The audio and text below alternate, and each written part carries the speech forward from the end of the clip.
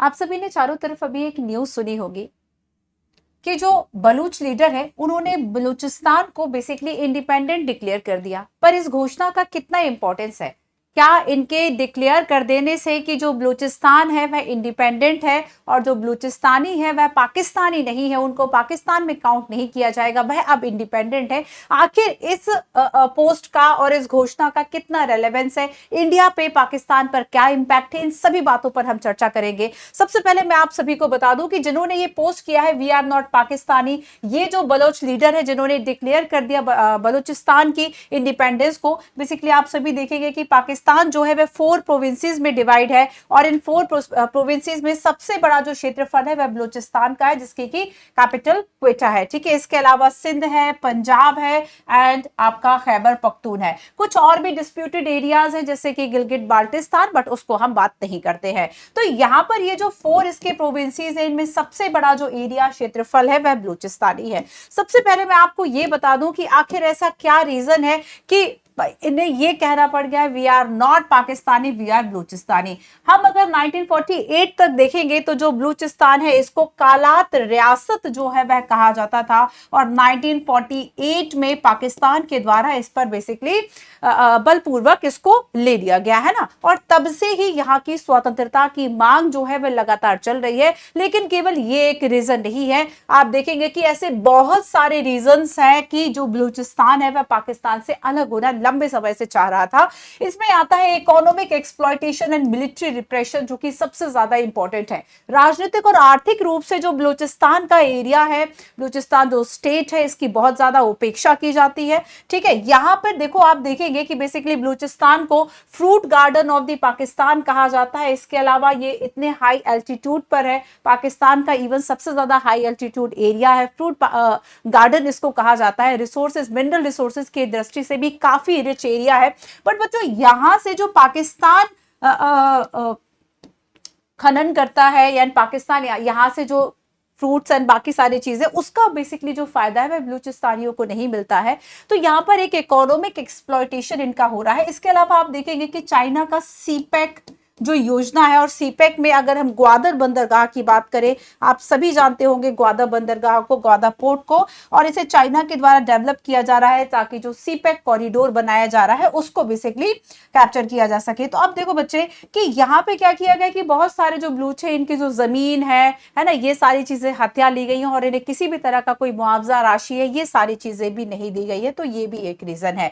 इसके अलावा रीजन है fundamental violation, fundamental right violation, genocides का किया जाना, है ना। बहुत लंबे समय से नरसंहार जो है यहाँ पर पाकिस्तान की सेनाओं के द्वारा किया जाता है, बहुत ज्यादा अत्याचार यहाँ पर किए जा रहे हैं। तो ये एक रीजन है कि बलूचिस्तान जो है वह यहाँ से निकलना चाहता है, सीपेक का भी विरोध कर रहा है। इवन कई टर्म्स ऐसे हैं जैसे कि अगर हम पीओके की बात करें कि भारत और पाकिस्तान को लेकर, भारत और पाकिस्तान के बीच में जो ये पीओके का है मैटर, इस मैटर में भी इंडिया का सपोर्ट करता है बलूचिस्तान। और हाल ही में आप देखेंगे कि जो मीर यार बलोच है, इन्होंने क्या किया है कि अपनी जो पोस्ट की थी ना कि जिसमें कि hashtag Pakistan quit Balochistan, and इसके बाद ये हैशटैग जो है वह काफी वायरल हो रहा है। And Balochistan not Pakistan, Balochistani not Pakistani, और साथ ही इंडिया मीडिया और इन सबसे भी ये आग्रह किया कि आप कहीं पे भी पाकिस्तान जो है वह हमें ना लिखे, हमें बलूचिस्तानी रखे, है ना। इसके अलावा बच्चों इस टैग में नरेंद्र मोदी जी को भी टैग किया गया है।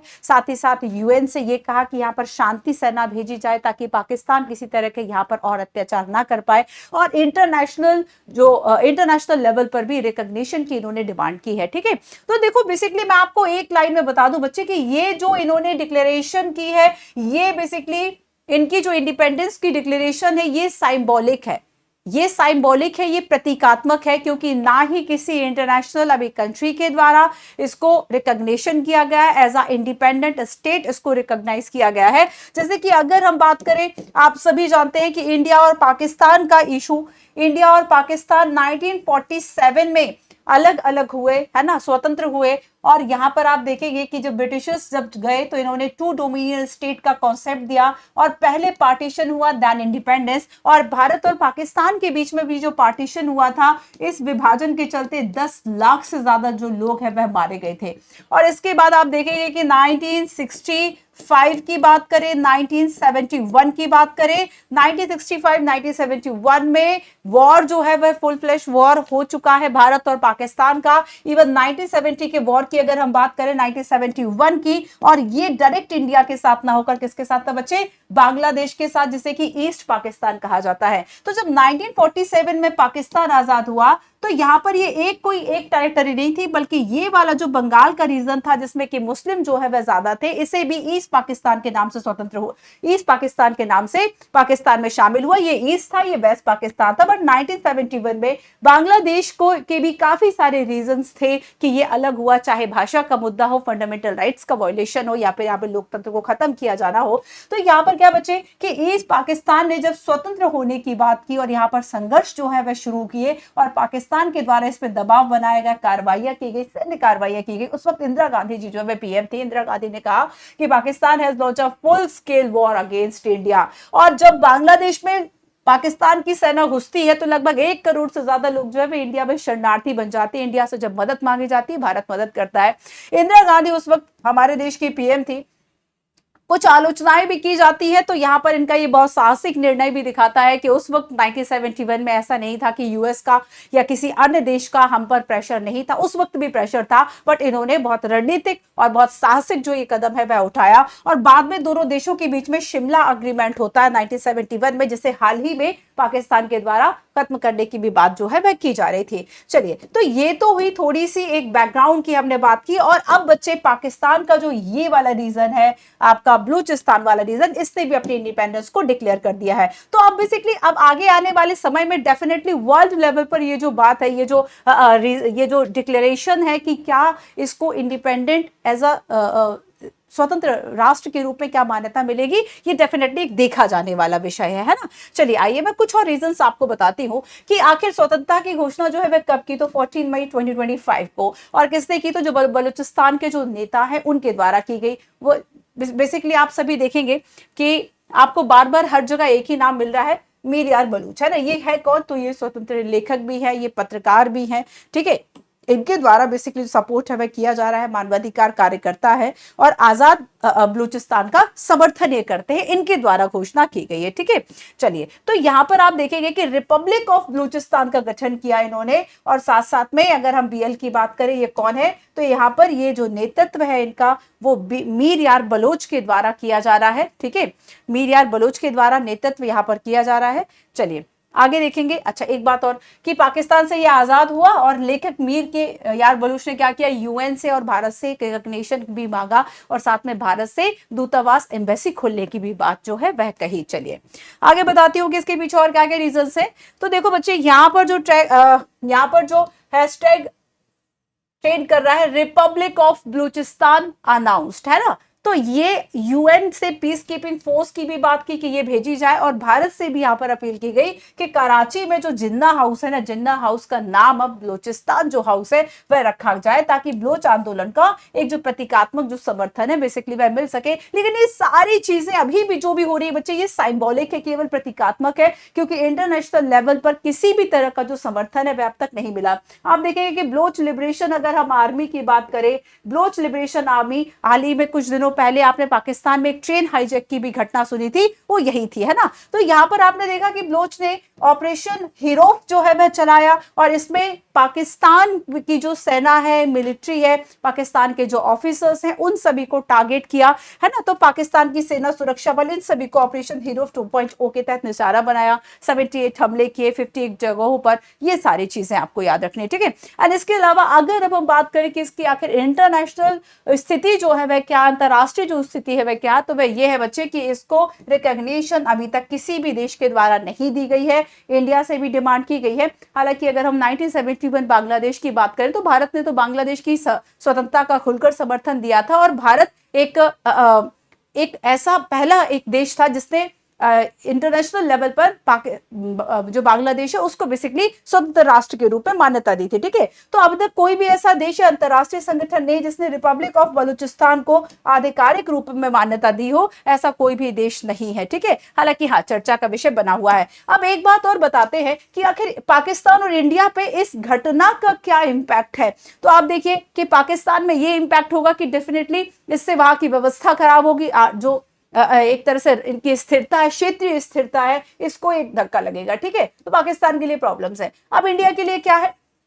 देखो बेसिकली एक हम देख सकते हैं कि जो बलूचिस्तान है वह इंडिया को सपोर्ट करता है, जैसे चाहे हम पाकिस्तान पीओके के मुद्दे की बात करें या फिर टेररिज्म पर हम देखें, तो ये पाकिस्तान नहीं बल्कि किसका सपोर्ट करता है, इंडिया का सपोर्ट करता है।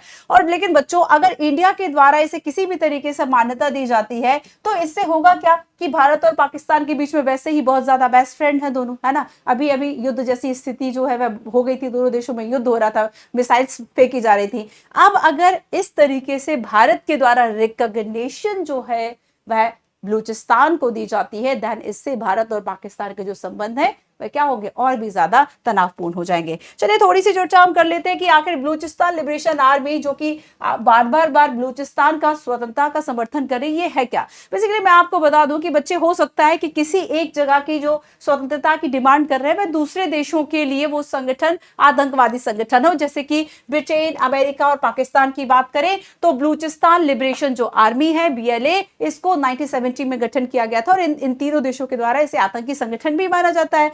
1947-48 की बात करें तो यहां से पाकिस्तान का हिस्सा बनकर ये नहीं रहना चाहता। शुरू में ये कालात रियासत अलग से थी, बाद में पाकिस्तान के द्वारा इस पर कब्जा कर लिया गया। और यहां पर यह भी बार बार कहा जाता है कि यहाँ के जो नागरिक है उनको प्रॉपर तरीके से नागरिक, राजनीतिक और आर्थिक जो अधिकार है वह नहीं दिए गए हैं। तो एक आर्थिक राजनीतिक उपेक्षा की बात की जाती है और ये अलग से जो देश है उसकी मांग करते हैं। पाकिस्तान में लगातार ये आतंकी हमले भी कराता रहता है। ठीक है, तो ये है बलूचिस्तान लिबरेशन आर्मी। स्पेशली हम देखें कि स्थापना 2000 के दशक के आसपास होती है और कई देशों ने इसको आतंकवादी संगठन भी घोषित कर दिया, जैसे पाकिस्तान, ब्रिटेन और अमेरिका। ठीक है, अब देखो ये भी इसमें कहा कि प्राकृतिक जो संसाधन है उसका शोषण हो रहा है, जो वहां के लोग हैं, जो स्थानीय लोग हैं, उनको किसी भी तरह का लाभ नहीं मिल रहा। तो एक तरह से जो इकोनॉमिक एक्सप्लॉयटेशन है वो तो इनका हो ही रहा है और इसके अलावा मिलिट्री भी इनका शोषण कर रही है, मिलिट्री सप्रेशन भी हो रहा है। ठीक है, किसी को भी गिरफ्तार कर लिया जाता है, लोगों को गायब करा दिया जाता है। तो इस तरह की घटनाएं भी होती है कि जो ज्यादा स्वतंत्रता का समर्थन करेगा, तो जब तक सरकार के पास ये अधिकार होगा और वह अगर उसकी क्षमता है कि वह कर सकती है उसका दमन,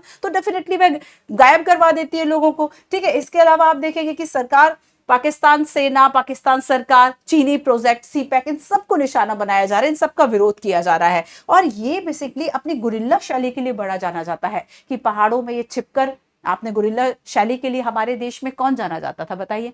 तो यहाँ पर बच्चे अगर हम देखें, ये गुरिल्ला शैली के लिए काफी फेमस है, मतलब पहाड़ी इलाकों में छिपकर ये सेना पर हमला करके वापस लौट जाते हैं। तो लेकिन अभी भी हम इसके इम्पैक्ट की अगर बात करें तो फाइनली इसका इम्पैक्ट यही है कि इसको इंटरनेशनल रिकॉग्निशन किसी भी लेवल पर नहीं मिली है और अभी ऐसा भारत सरकार का भी अभी तक कोई ऐसी क्लैरिटी नहीं है। आपकी इसके बारे में क्या राय है, हमें कॉमेंट करके जरूर बताएं। Thank you so much.